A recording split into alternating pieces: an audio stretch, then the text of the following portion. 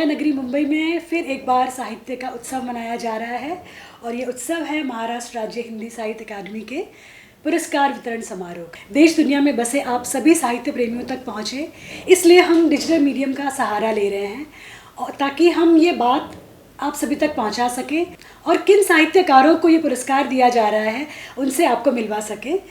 इसी कड़ी में हम आपको मिलवा रहे हैं डॉक्टर वर्षा जी से, जिन्हें प्रेमचंद पुरस्कार से सम्मानित किया जा रहा है। वर्षा जी, आपका बहुत बहुत स्वागत। माया नगरी मुंबई में साहित्य का पुरस्कार कैसा लग रहा है? एक माया ही लग रहा है जी। माया के जैसा ही है। और सबसे खुशी की बात यह है कि ताम झाम चकाचौंध की दुनिया में साहित्य को इस नगरी ने जीवित रखा, ये अपने आप में एक बहुत बड़ी बात है।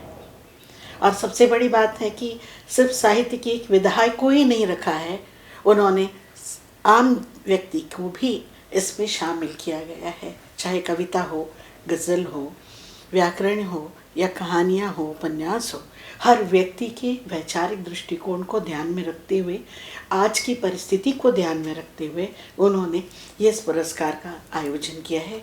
और मैं बहुत शुक्रगुजार हूँ कि प्रेमचंद पुरस्कार के लिए, कहानी विधा के लिए मुझे चयनित किया गया है।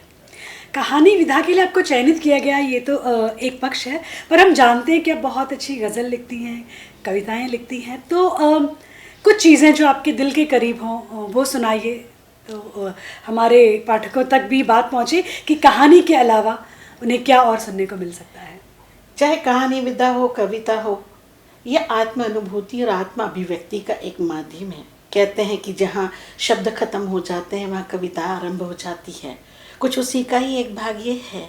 ये आज अगर मुझे पुरस्कार मिला है तो मैं उस परम सत्ता के शुक्रगुजार के हूँ और उनके सम्मान में चार पंक्तियाँ कहना चाहती हूँ कि अपना किया ही उम्र भर पाता है आदमी, अपना किया ही उम्र भर पाता है आदमी, फिर भी खुदा का नाम उठाता है आदमी, और सबको खुदा से नाम मिला है जहान में।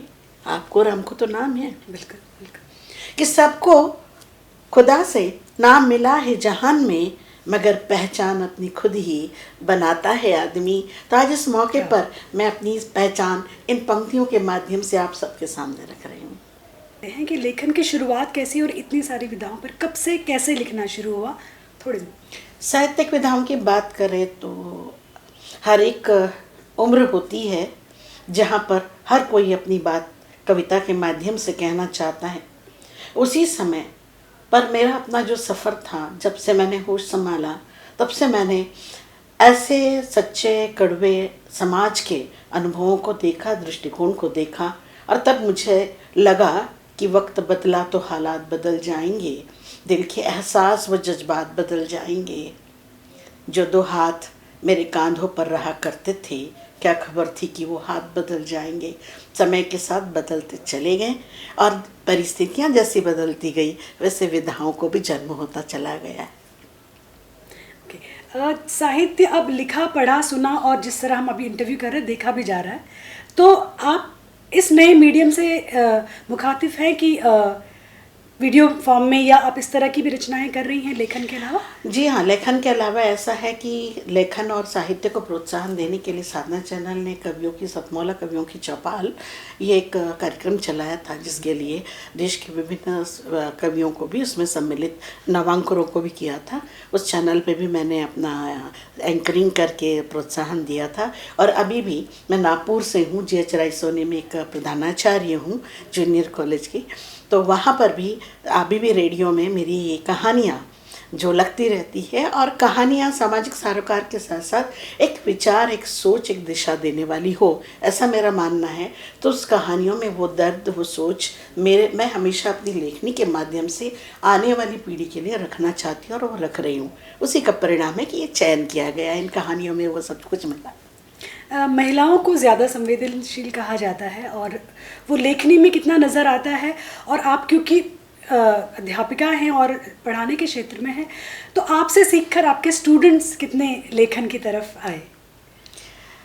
लेखन का तो माध्यम ऐसा है कि आजकल जो डिजिटल मीडिया और इंटरनेट के माध्यम से, और सबसे कि जो हम कहते हैं कि पठन संस्कृति जो समाप्ति की ओर चली जा रही, क्योंकि पढ़ा नहीं जा रहा। ऐसे माध्यम से फिर भी चैनल के माध्यम से जो हम देख रहे हैं, शो चले आ रहे हैं, और स्पेशली हिंदी को लेकर, कविताओं को लेकर, सोच को लेकर, उसमें जागरूकता तो विद्यार्थियों में है। वो जानना चाहते हैं, वो लिखना चाहते हैं, आते हैं। और या जब कभी भी हम कुछ इस तरीके की बातें करते हो तो बड़े ध्यान से वो सुनते हैं। तो मुझे तो लगता है कि अभी ये कुछ ऐसे मुट्ठी भर लोग बचे हुए हैं जो इस संस्कृति को जकड़े हुए और हिंदी की धारा को और धुरी को लेकर आगे चल रहे हैं। जी बिल्कुल। आप सभी हमें चाहे जिस भी मीडियम से देख रहे हो, आप हमें यूट्यूब पर देख रहे हो, हमारे फेसबुक पेज पर या इंस्टाग्राम पे, हम महासाहित्य पेज के नाम से डिजिटल मीडिया पर जुड़े हुए हैं। तो आप सभी जो हमें सुनने वाले हैं, हम आपको बताना चाह रहे हैं कि जिससे जैसे कि आपने कहा कि नई पीढ़ी सुनने पर ज़्यादा उनका जोर है, बोलने पर ना कि लिखना पढ़ना थोड़ा कम हो रहा है। तो शायद हमारी इस कोशिश से और थोड़ा सा लेखन की तरफ भी ध्यान जाए, या फिर दूसरे फॉर्म में ही साहित्य जिंदा रहे और खूब फले फूले, इसी कोशिश में हम और आप लगे हुए हैं। तो आपको नई पीढ़ी के लिए आप क्या संदेश देंगे, या आपके स्टूडेंट या आने वाले लिखने वाले या कहने बोलने वाले लोग जो साहित्य से जुड़े हैं? सबके लिए सिर्फ 4 पंक्तियों में समेटना चाहूँगी कि जो एहसान किसी के भी भुलाए नहीं जाते, और चाहे चुकाना तो चुकाए नहीं जाते।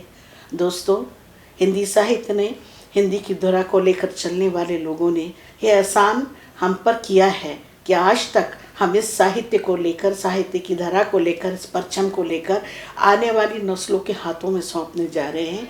उनकी तो मैं बहुत शुक्रगुजार हूँ। उस एहसान को तो हम मिटा नहीं सकते, इसलिए कह रही हूँ कि एहसान किसी के भी भुलाए नहीं जाते, चाहे चुकाना तो चुकाए नहीं जाते। चाहे वतन पे सर चढ़े या बुत पे चढ़े फूल, चाहे वतन पे सर चढ़े या बुत पे चढ़े फूल, जो चढ़ चुके दोबारा चढ़ाए नहीं जाते। और पत्थर को तराशा तो सूरत मिली उसे, पत्थर को तराशा तो सूरत मिली उसे, सरबुत के आगे यूं ही झुकाए नहीं जाते। सरबुत के आगे यूं ही झुकाए नहीं जाते।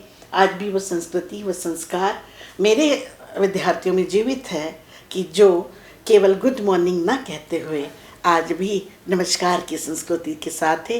ये एक हिंदी साहित्य की बहुत बड़ी देन है, और मैं बहुत शुक्रगुजार हूँ महाराष्ट्र राज्य हिंदी साहित्य अकादमी की कि उन्होंने मेरा चयन इस बात के लिए किया। मेरी जो अनुभव की पोटली थी, मेरे जो अनुभव थे, जिसको मैंने संग्रहित करके एक पोटली में बांध कर प्रस्तुत किया, आज उसे प्रेमचंद मुंशी पुरस्कार से सम्मानित किया जा रहा है।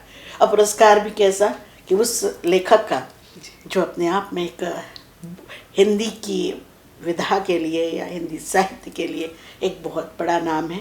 मैं अपने आप को, अपने परिवार को, सबको गौरवान्वित महसूस कर रही हूँ।